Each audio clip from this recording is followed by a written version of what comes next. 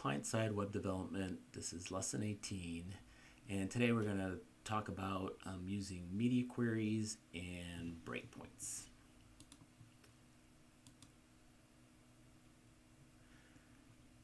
So the first thing we're going to talk about is designing for mobile devices. So we're going to learn how to write a CSS media query, how to use different media types, how to create media query expressions, understanding logical keywords in your queries, what CSS breakpoints are, how to define a breakpoint, and how to find the best breakpoints for your website.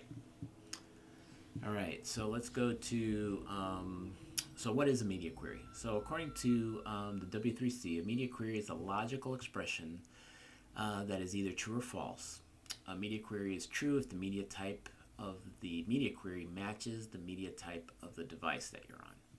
Web designers can use media query to define if-then statements based on the characteristics of the device viewing the page. Media queries were added to CSS3 and are currently in use. So, 10 media types that you can test for are all listed below. I'm just gonna kind of highlight the all, so that this basically says for all media, use the CSS. The next one that is also uses the print. So if you're going to go ahead and actually print out your web page, the media, you can change the CSS of your page based on if you're going to print it versus display it on the screen. Screen is another one that you see down at the bottom that applies for all color computer screens. So those are the main ones. There's other ones here, projection and handhelds and that sort of thing that you can look at. But the main ones we're actually going to be working with is the all, the print, and the screen. Again, screen and print are the most common types. And that applies to cell phones, tablets, and computer monitors. Print is used, you can easily direct a separate CSS for printing, and you can do that in your link also. You can create a separate style sheet for print, or you can use the media query in your CSS if you want to keep it all in the same CSS. So there's three ways to add media queries. One is by that link element that you put in the head element of your HTML page.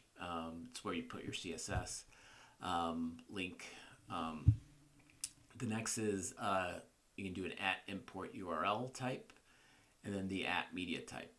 The main one we're going to be using is the @media, and we'll show you some examples of that. So the best practice is to define types for different media types, all in the same style sheet document. Open your style sheet file in an editor, and then you add the styles that apply to all media types at the top of your style sheet. Add the media specific rules within the @media rule, and includes as many media types as you need. And again, I'll show you an example of that in a bit. So some of the features you can test for, you can test for device height, device width, aspect ratio, color index, grid, etc. The main one we're going to be using is the device width, because usually the width of the device kind of indicates whether it's a phone, or it's a tablet, or it's a desktop. 3 media features you can test for, again, height, orientation, resolution, scan, and width. So there's a bunch there that you can also test for. Okay, nearly all media features have 2 prefixes, min and max. So what you could do is you could say, hey,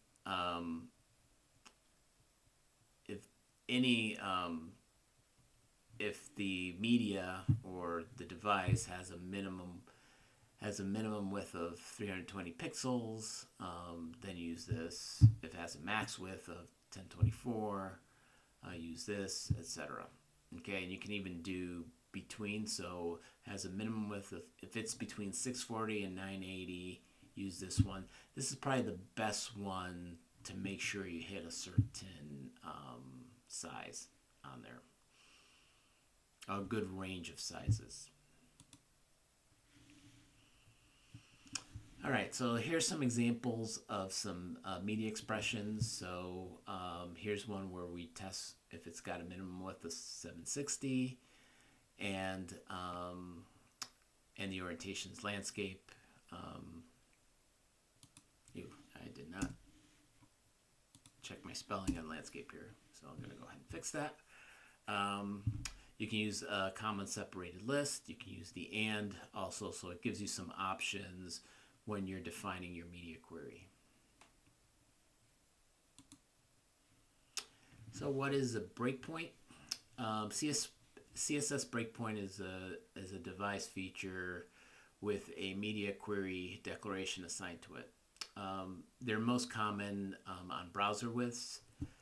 They're most commonly based on browser width, and most responsive design have at least one breakpoint. So how do you define a breakpoint? Usually you do it where you specify the minimum and maximum width of your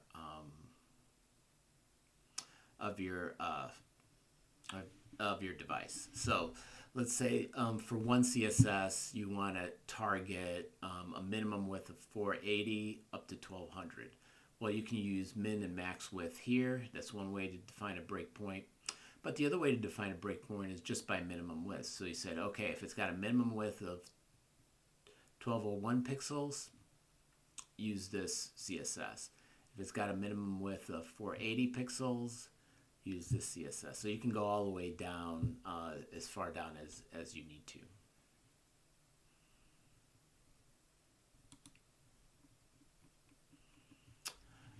Defining the styles that remain the same for every device.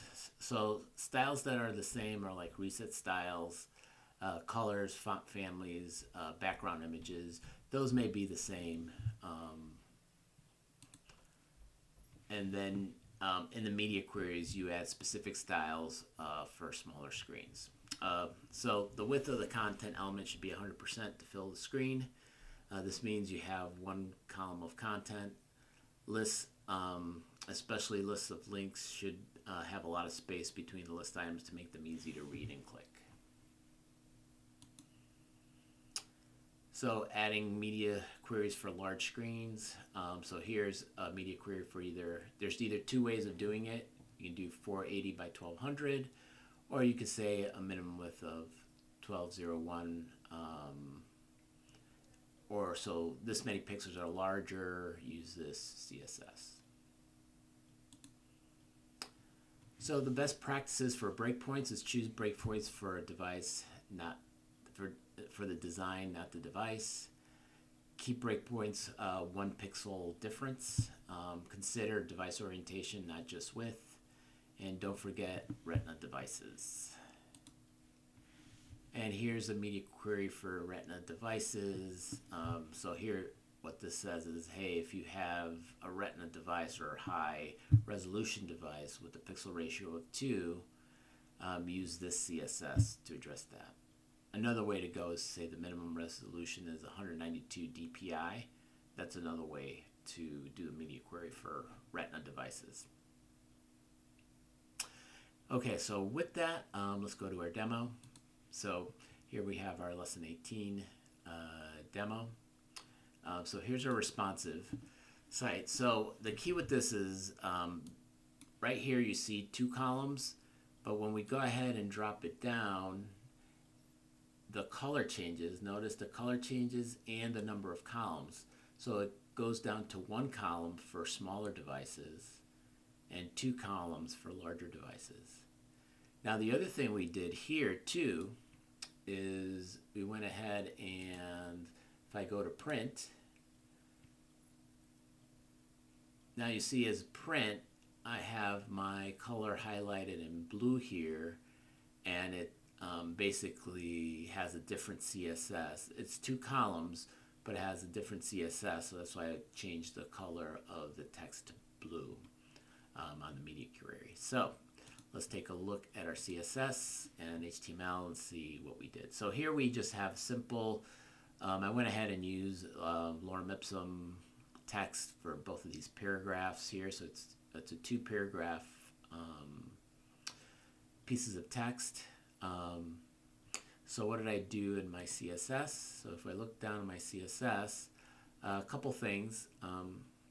Here I created a div with the color green, and this is the default.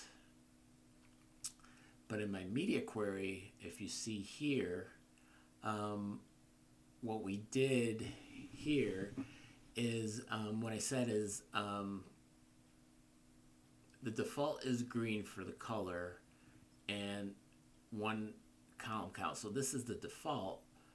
But what I did here is I said, hey, if my minimum width is 800 pixels, so if it's 800 or greater, the color's going to be black and it's going to be 2 columns. So as soon as I hit that 800 pixels, once I'm under 800 pixels, then this div kind of takes over, the green and the 1 column. So this is how it breaks apart. This is how I chose to do it. The other way you could do it is with minimum and maximums. But if you only have 2 of them, this is a good way to do it. And the other one you notice down here is the print. So I said, hey, if we're going to print this out, make it 2 column and make the color blue on the font color blue. And that's what changed the color to blue there. Okay? So as you can see, it's just a nice way of controlling the font color and also the number of columns, so it makes more sense on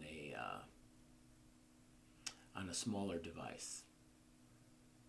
And even for printing, you can have a different font color for printing on here. All right, so I think that's all we have for today. So thank you for joining me today, and until next time, I'll see you around.